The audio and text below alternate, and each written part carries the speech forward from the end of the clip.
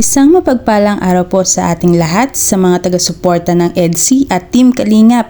Magandang umaga at magandang gabi po.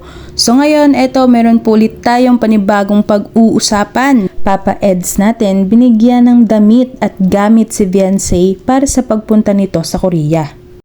At syempre, Beyonce may sorpresa para kay Papa Eds natin. Beyonce meron ng mga lugar na gustong puntahan sa Korea at sobrang nasasabik na mapuntahan niya ito. Kaya kung bago ka pa lamang sa ating munting YouTube channel, mga kalingap, paki-like, share, and subscribe na rin po para tuloy-tuloy ang ating kwentuhan at maging updated. Kaya bago po tayo magbigay ng komento, opinion at suggestion, ay tapusin po muna natin ang buong video. Sa kabila ng mga issues at kabi-kabilang mga question ay nagbigay na ng linaw kung ano nga ba talaga ang namamagitan sa dalawa.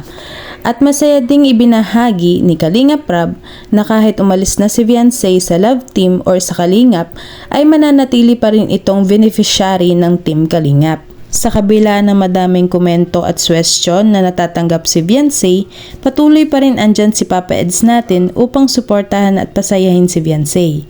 Heto nga at nagregalo pa si Papa Eds natin ng mga damit at gamit kay Beyonce upang magamit nito sa pagpunta ng Korea. Syempre, kung may pagbibigay si Papa Eds natin, Beyonce naman natin hindi magpapahuli.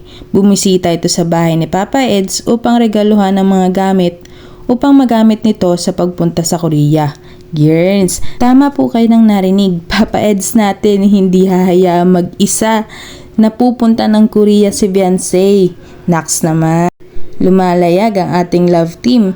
Kahit sa mga simpleng pasurpresa ay patuloy nilang naiibigay at naiparamdam sa isa't isa kung gaano sila kaimportante. Para sa mga supporters at nagmamahal sa Team Kalingap, lalo na sa kina Venice at Papa Eds, patuloy lang po natin silang suportahan.